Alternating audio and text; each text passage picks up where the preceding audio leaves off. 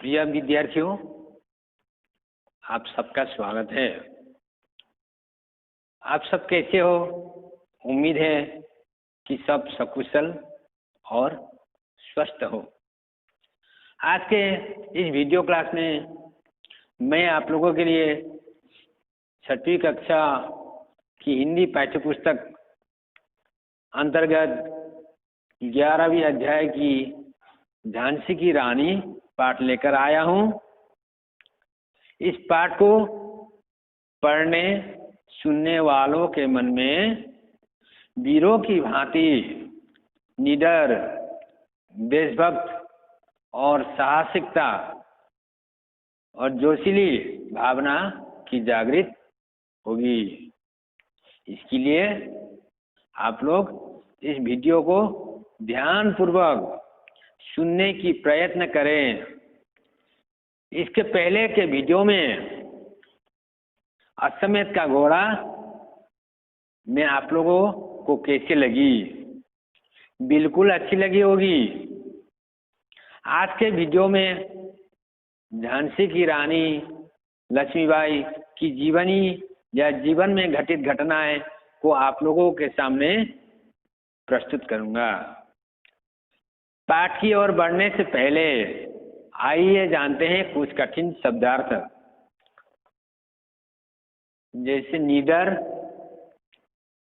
निर्भीक, साहसी, विपत्ति, मुसीबत, वियोग, विरह, बिछोड़ना, आशा, उम्मीद, आघात, पीड़ा, इनकार, मना करना, कब्जा, अधिकार, क्रोध, गुस्सा, साहस, हिम्मत, जिंदा, जीवित, घाव, जख्म, मस्तक, माथा, स्वर्ण, सुनहरे।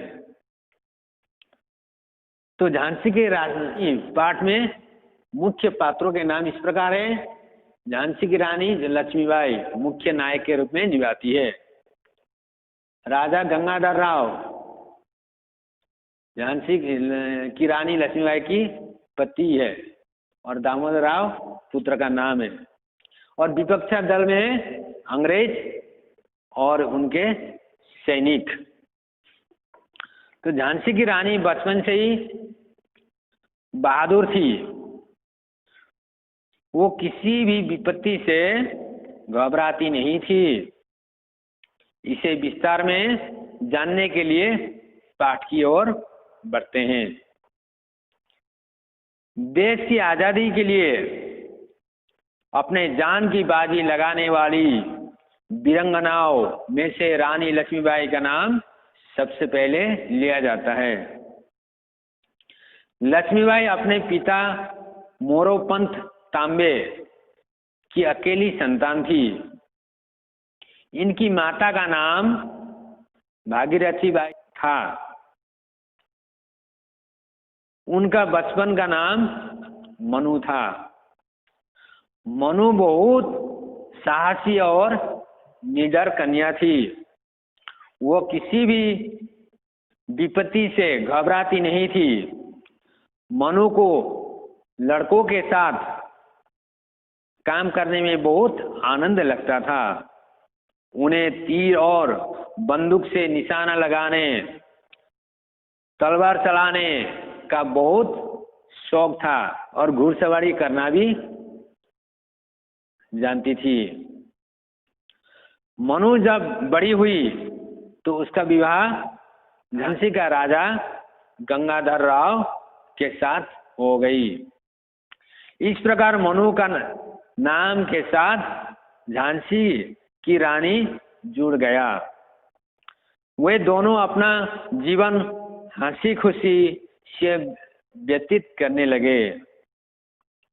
कुछ समय बाद इनके यहाँ एक पुत्र का जन्म हुआ तो पूरे राज्य में आनंद का लहर दौड़ गई।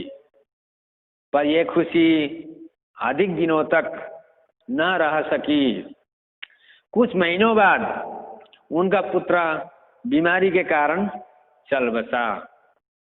पिता अपने पुत्र का वियोग नहीं सह सके। लगातार चिंतित रहने के कारण वे भी बीमार पड़ गए। धीरे धीरे हालत बिगड़ने पर उनके बचने की आशा न रही तो उन्होंने एक बच्चे को गोद ले लिया, जिनका नाम दामोदर राव रखा गया। बच्चे को गोद लेने के बाद कुछ ही दिनों में गंगाधर राव की भी मृत्यु हो गई। इससे रानी को बहुत गहरा आघात हुआ। उन्होंने झांसी राज्य की बागडोर अपने हाथों में ले ली। अब वो जनता का भी ज्यादा ध्यान रखने लगी। जनता भी उन्हें अधिक चाहने लगी और आदर से रानी को लोग लक्ष्मीबाई कहकर पुकारने लगे। उस समय देश में अंग्रेजों का शासन था। सारा देश अंग्रेजों के अत्याचारों से पीड़ित थे। अंग्रेज पूरे देश पर अपना अधिकार जमाना चाहते थे।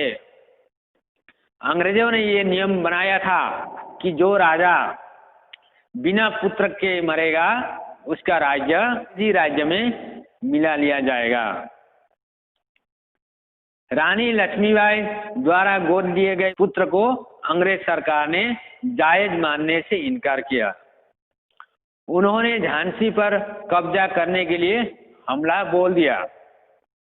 क्रोध में आकर रानी लक्ष्मीबाई ने अंग्रेजों का जमकर मुकाबला किया। रानी लक्ष्मीबाई की सेना ने अंग्रेजी सेना को मार भगाया। 8 दिनों तक अंग्रेजी सेना झांसी पर गोले बरसाती रहे, परंतु वो झांसी पर अधिकार नहीं कर सके। अंग्रेज जब झांसी पर कब्जा नहीं कर पाए तो उन्होंने झांसी के एक लालची सैनिक को धन का लालच देकर अपनी तरफ मिला लिया।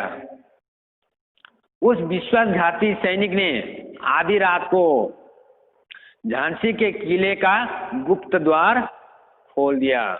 गुप्त द्वार खुलते ही अंग्रेजी सेना झांसी पर घुस गई। रानी लक्ष्मीबाई ने इस स्थिति को भांप ली और अपने पुत्र को अपने पीठ पर बांधी और कुछ वफादार सैनिकों के साथ वहां से भाग निकली। झांसी से निकलकर रानी कालपी पहुंची। अंग्रेज सेना उनका पीछा करते करते कालपी आ पहुंचे, क्योंकि अंग्रेजी सेना रानी को जिंदा पकड़ना चाहते थे। जब अंग्रेज सैनिक रानी को पकड़ नहीं पाए तो उन्होंने भारी सेना के साथ फिर से रानी पर हमला बोल दिया, पर रानी ने उस समय भी साहस नहीं छोड़ी। वे लड़ती ग्वालियर आ पहुंची। निर्णायक युद्ध में पूरे जोश के साथ युद्ध कर रही थी। तभी अंग्रेज सैनिक ने उन्हें चारों ओर से घेर लिया। फिर भी रानी अंग्रेजों से मुकाबला करती रही। अचानक रानी का घोड़ा घायल हो गया। मौका पाकर अंग्रेज सैनिक ने रानी पर पीछे से वार किया, जिनसे उनके सिर पर गहरा घाव हो गया। रानी बुरी तरह घायल हो चुकी थी। घायल अवस्था में अपने सैनिकों से कहा, मेरा अंतिम समय निकट आ गया है। तुम मेरे शरीर को जल्दी से जला देना, ताकि अंग्रेज सैनिक मेरे शरीर को हाथ न लगा सके। केवल इतना कहकर रानी लक्ष्मीबाई ने अपना प्राण त्याग दिए। रानी लक्ष्मीबाई के मृत शरीर को सैनिक उठाकर एक साधु के कुटिया में ले गए। जब तक अंग्रेज सैनिक वहां पहुंचते, इससे पहले साधु ने लकड़ियां और घास फूस इकट्ठा करके रानी के शरीर का दाह संस्कार कर दिया। रानी लक्ष्मीबाई की चिता से निकली चिंगारी मशाल बनकर भारत की आजादी के लिए लड़ने वाली वीरों और वीरांगनाओं का मार्गदर्शन करने लगी। इस वीरांगना ने अपने प्राणों की बलि देकर देश का मस्तक ऊंचा किया। इसकी गौरव गाथा इतिहास में सदैव स्वर्ण अक्षरों में जगमगाती रहेगी। तो बच्चों, कैसे लगी रानी लक्ष्मीबाई की जीवन में घटित घटनाएं को जानकर? आप लोगों को कुछ न कुछ शिक्षा तो मिल गई होगी। यहाँ इस पाठ से हम ये प्रेरणा ले सकते हैं कि अपनी स्वतंत्रता और मातृभूमि की रक्षा के लिए हमें अपना तन मन धन सब कुछ न्योछावर कर देना चाहिए। साथ में हमें वीरता, स्वदेश प्रेम और आत्म बलिदान का भी प्रेरणा मिलती है। तो आज के इस पाठ को इतने में ही समाप्त कर रहा हूँ। दूसरी पाठ लेकर मैं पुनः आऊँगा। तब तक आप लोग अध्ययन जारी रखें। धन्यवाद।